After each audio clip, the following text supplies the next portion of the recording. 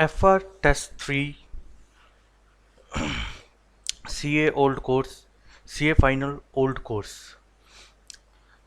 Ramesh Goyal has invested in 3 mutual funds from the detail given below. Find out effective yield on per annum basis in respect of each of the scheme to the Ramesh Goyal up to 31st March 2001.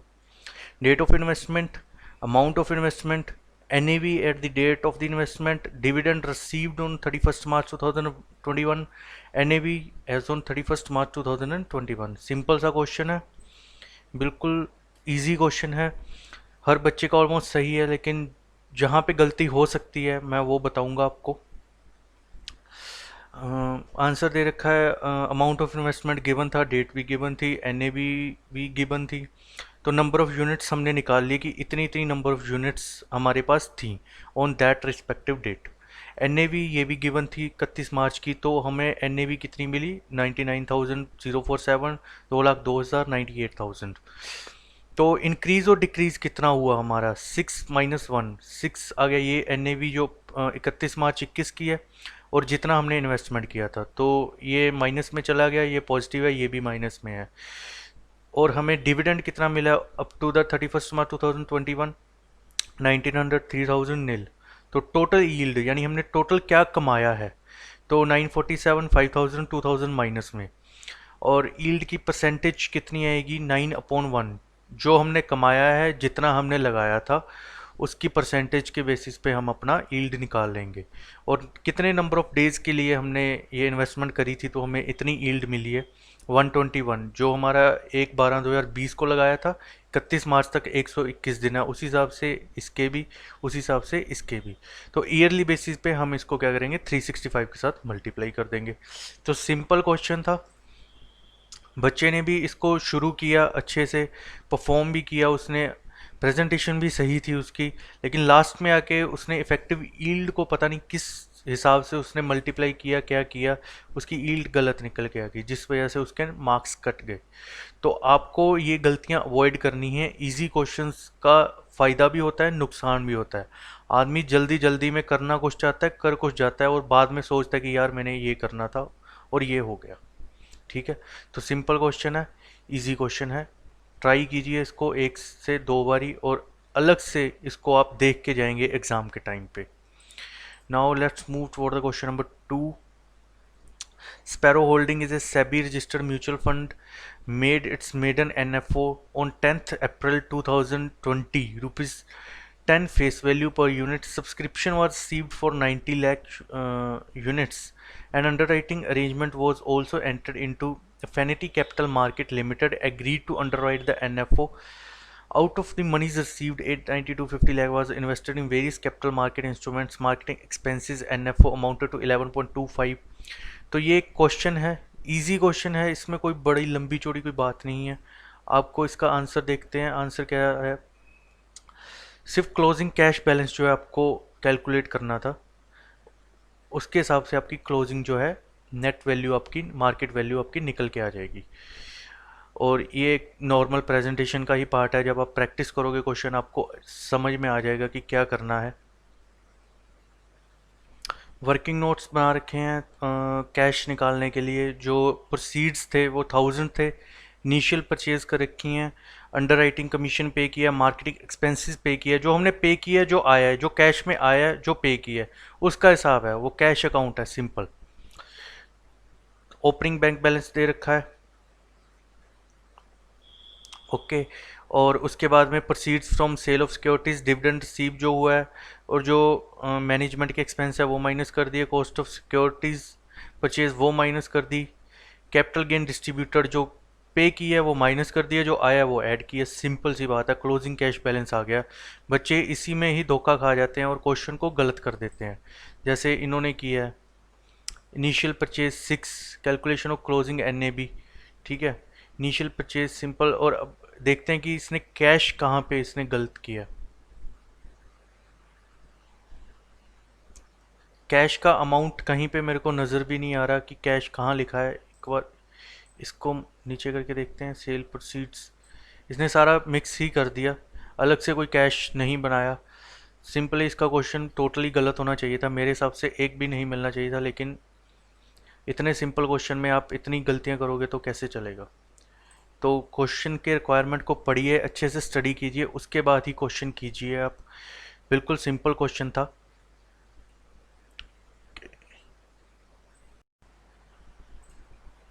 Question 3, war limited purchase 48,000 shares in Peace Limited on 31st March 2019 at 50% premium over face value by issue of 8% debentures at 20% premium. The balance sheet of War Limited Peace Limited as on 31st March 2019, that is on date of purchase, were as under: share capital दे रखी है, journal reserve, P&L, trade payable, fixed assets, inventory in trade, trade receivables, cash in hand, profit and loss account. War limited के profits दे रखे हैं 2019-20 के और 2021 के। फिर दे रखा है the above profit was made after charging deduction of 60,000 and 40,000 respectively out of profit shown above. Every year rupees 20,000 has been transferred to general reserve. Okay, 10% dividend paid in both the years. It has been decided to write down the investment to the face value of the shares in 10 years and to provide for the share of loss to the subsidiary. Particulars of Peace Limited. The company incurred losses of 40,000 and 60,000 in 2019-20 and 2021. After charging depreciation of 10% per annum on the book value of fixed assets as on 1/4/2019. Okay, prepare consolidated balance sheet of 2021. Easy question है, let's see क्या करते हैं इसमें।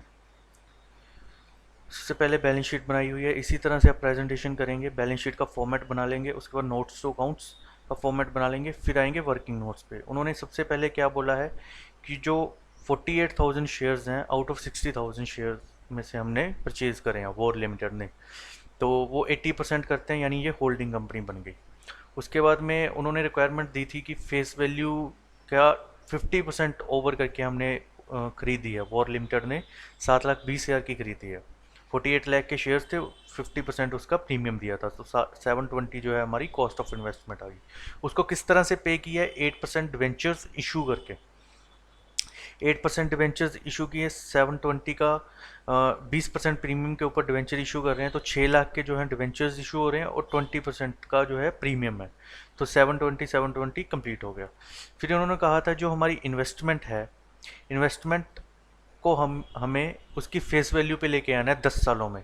तो जो premium है उसको हमने डेप्रीशिएट करना है। 240 का प्रीमियम था, 10 सालों का अगर बराबर बराबर हिस्सा बांटे तो 24,000 2019-20 का हिस्सा, 24,000 2020-21 का हिस्सा। तो इन्वेस्टमेंट की जो हमारी वैल्यू आ गई वो आ गई 6,72,000। फिर balance of profit and loss account for the year ended 31st March 2021। Balance as on 31st March 19 ये गिवन है, ये भी गिवन है। उसके बाद ट्रांसफ़र टू जनरल रिजर्व आ गया 20,000 ये भी गिवन है। डिविडेंड के बारे में बताया हुआ था, 10% डिविडेंड हमने देना है। इन्वेस्टमेंट रिटर्न ऑफ 24,000 ऊपर निकाल के आए हैं अभी हम। Provision for loss in subsidiary ये भी गिवन थे 40,000 60,000, तो 1 लाख जो 80,000 जो है हमारा, सॉरी 60,000 जो है हमारा प्रॉफिट आ गया और 180 है जो लॉस आ गया पीस लिमिटेड का। उसके बाद फिक्स एसेट्स के ऊपर डेप्रिसिएशन लगा दी, जर्नल रिजर्व का बैलेंस निकाल दिया, सिंपल है। देन सेपरेट बैलेंस शीट्स निकालियाँ, क्योंकि हमने 2021 की कंसोलिडेशन करनी है और हमें बैलेंस शीट्स दे रखी थी 2019 की, तो पहले हमने एडजस्टमेंट्स करके 2021 की बैलेंस शीटें बनाई हैं। Share capital, non current liabilities जो हमने ऊपर वर्किंग नोट्स बनाए हैं उसकी हेल्प से हम बैलेंस शीट बना लेंगे। नोट्स ऑफ अकाउंट्स है, सिंपल है। देन हम कंसोलिडेशन पे आते हैं। कंसोलिडेशन पे क्या करना है, सबसे पहले वही analysis of journal reserve and profit and loss account. Journal reserve on 31st मार्च 2019 40,000 है, ठीक है। जब हमने परचेज करी थी 2019 को परचेज करे थे उस टाइम का जर्नल रिजर्व लेना है। Profit and loss account on 31st March 19 80,000 ये भी गिवन है। Then profit and loss account 1920 and 2021 40,000 60,000। Minority interest आ जाएगा इसमें से और शेयर ऑफ वॉर लिमिटेड आ जाएगा। फिर माइनॉरिटी इंटरेस्ट निकालने के लिए जो शेयर कैपिटल है, शेयर कैपिटल 1,20,000 आ गया। एंड देन जो प्री और पोस्ट एक्विजिशन का लॉस है उसको हमने माइनस कर दिया। कॉस्ट ऑफ कंट्रोल, गुडविल निकालने के लिए कॉस्ट ऑफ कंट्रोल जितने की हमारी इन्वेस्टमेंट है उस टाइम पे और जितने की उसकी शेयर्स की वैल्यू थी, और कैपिटल प्रॉफिट या लॉस हम एडजस्ट करके 2,24,000 जो है हमारा गुडविल आ गया। फिर consolidation profit and loss account, balance of profit and loss account of war limited 62,000, share of loss in peace limited 80,000 minus कर दिया। देन प्रोविजन को ऐड कर दिया, ऐड बैक कर दिया। 62,000 जो है हमारा कंसोलिडेशन पी एंड एल आ गया। लॉन्ग टर्म प्रोविजन 80,000 प्लस में, 80,000 माइनस में इंट्रा कंपनी ट्रांजेक्शन है, इसको हमने एडजस्ट कर दिया। देन हमने सिर्फ बैलेंस शीट के अंदर बैलेंसेस पोस्ट करने हैं। ऑलमोस्ट हमारा सारा काम डन हो जाएगा अगर हमारे वर्किंग नोट्स सही हैं। नाउ हम देखते हैं कि स्टूडेंट ने कैसे किया। सबसे पहले स्टूडेंट ने निकाला है कि माइनॉरिटी का कितना हिस्सा है और वॉर लिमिटेड का कितना हिस्सा है। उसके बाद उसने डिवेंचर जो इशू करने थे वो 80% से डिवाइड कर दिया, यानी बेसिकली ये डिस्काउंट से डिवाइड कर रहा है, डिस्काउंट मान रहा है उसको। बोला गया प्रीमियम और ये डिस्काउंट पे काम कर रहा है। ये 120% से डिवाइड करना था तो हमारे डिवेंचर्स की वैल्यू आती। But due to lack of knowledge या कंसेप्चुअल नॉलेज ये सीपीटी का काम था, उस सीपीटी का काम भी उसने सही ढंग से नहीं किया। तो ये 9 लाख शुरू में ही इसने गलत कर दिया। लेट्स सी आगे इसने क्या किया है। Balance in P and L, कोई सिमिट्री नहीं है, कोई फॉर्मेट नहीं है, तो क्वेश्चन इसका गलत होना ही था। माइनॉरिटी इंटरेस्ट गलत निकाला हुआ है। फिर नीचे कटिंग कर रखी है, कोई प्रेजेंटेशन नहीं है। देन प्री पोस्ट के बैलेंस निकाले हैं, उसके बाद बैलेंस शीट बनाई है, वो भी बिल्कुल गलत बनाई है। नोट्स टू अकाउंट्स नहीं बनाए, सीधी एक लाइन खींची और बैलेंस शीट बना दी। तो इस हिसाब से आपको काम नहीं करना है। Question 4, the following are the summarised balance sheets of PD limited and SD limited as on 31 March 2021। दो कंपनी की बैलेंस शीट्स दे रखी हैं। ऑथराइज्ड कैपिटल है, उसके बाद में है इक्विटी शेयर कैपिटल जो फुली पेड अप है 50 लाख की और 20 लाख की। कैपिटल रिजर्व है, रेवेन्यू रिजर्व है, प्रॉफिट एंड लॉस अकाउंट है, sundry creditor, bills payable, land and building, plant and machinery, furniture, investment, stock, sundry debtors, bills receivable and bank. दो balance sheets दे रखी हैं, अभी तक बिल्कुल इजी काम है। PD Limited acquired 80% shares of SD Limited on 30th September 2020 at a cost of 18,10,000। 18,10,000 की उन्होंने 80% कैपिटल जो है उसकी अक्वायर कर ली PD Limited ने SD Limited की। उसके बाद में इन्होंने दिया हुआ है on 1st of October 2020 SD Limited declared and paid dividend on equity shares। Dividend देता है। PD limited appropriately adjusted its shares of dividend in investment account. Okay, definite सी बात है, वो प्री एक्वायर्ड इंटरेस्ट होगा, तो प्री एक्वायर्ड जो हमारा डिविडेंड होता है, सॉरी प्री एक्वायर्ड डिविडेंड होता है वो इन्वेस्टमेंट से एडजस्ट होता है। On 1st of April 2020 the capital reserve and profit and loss account stood in the books of SD Limited at rupees 50,000 and 2,75,000 respectively। okay, given information है land and buildings standing in the books of SD Limited at 16 lakh on 1st April 2020, revalued at 20 lakh on 1st of October 2020। furniture which stood in the books at rupees 2 lakh on 1st of April 2020, revalued at 1,50,000 on 1st of October 2020। In both the cases the effect have not yet been given in the box।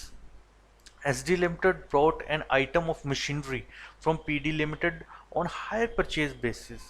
The following are the balances in respect of machinery in the books of 31st March 2021। Installments due हैं 20,000 की, installment note due है 8,000 की, and hire purchase stock reserve है 1,600 का। The above items stood included under the appropriate heads in the balance sheet। okay, prepare consolidated balance sheet of PD Limited and its subsidiary SD Limited as on 31st March 2021 complying with the requirements of AS 21।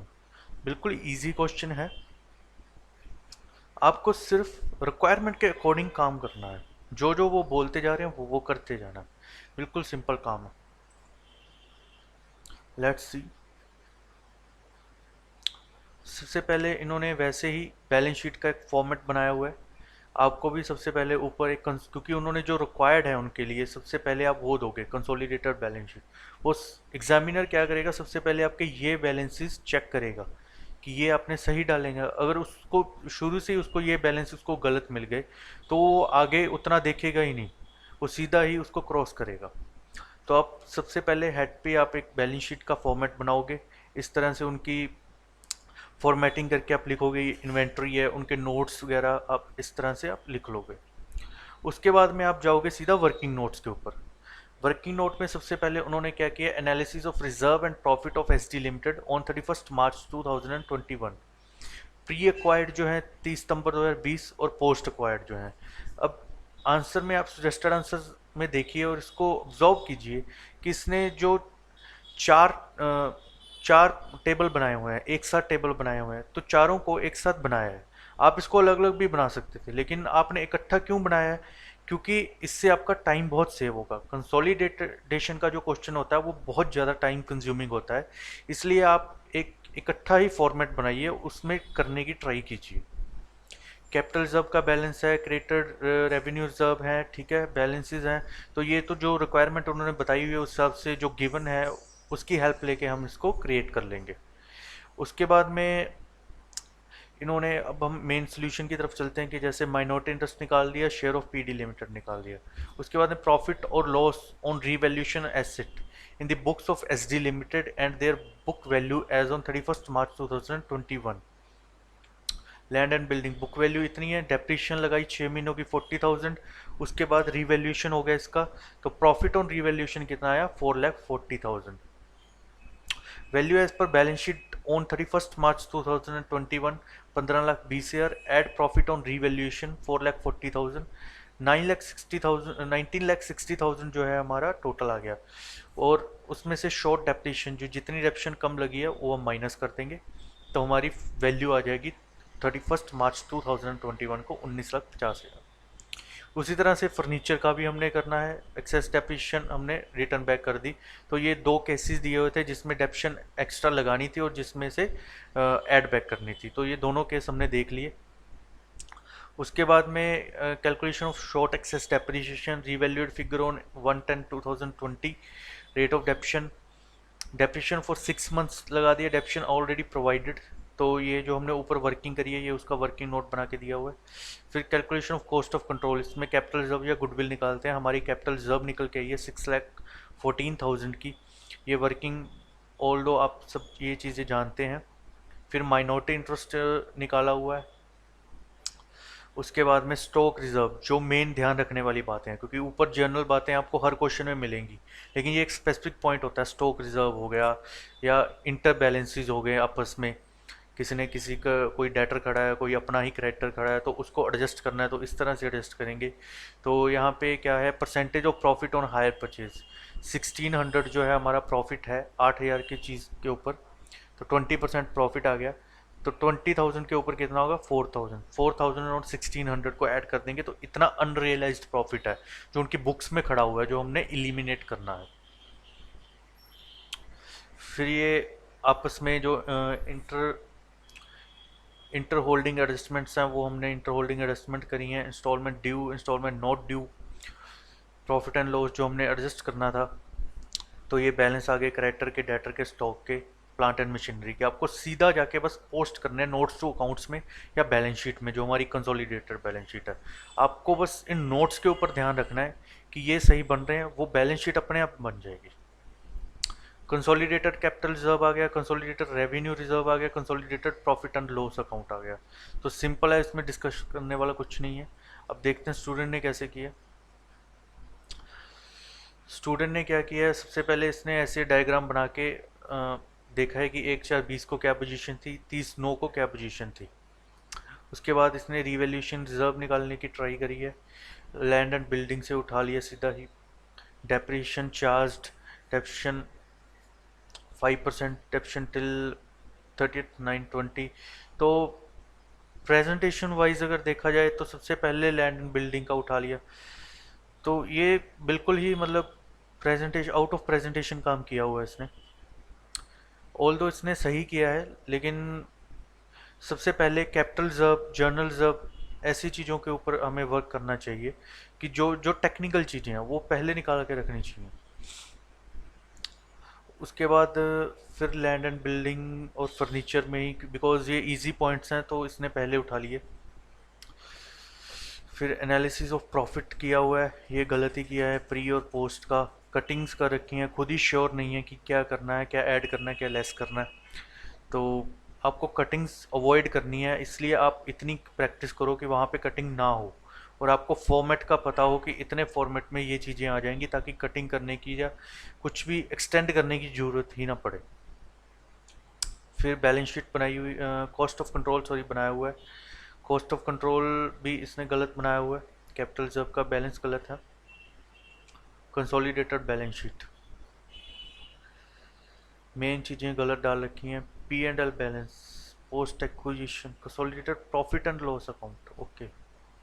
फिर आ गई balance sheet, almost सारी balance sheet गलत है, टूटी फूटी balance sheet है। तो avoid कीजिए प्लीज़ इस चीज़ को।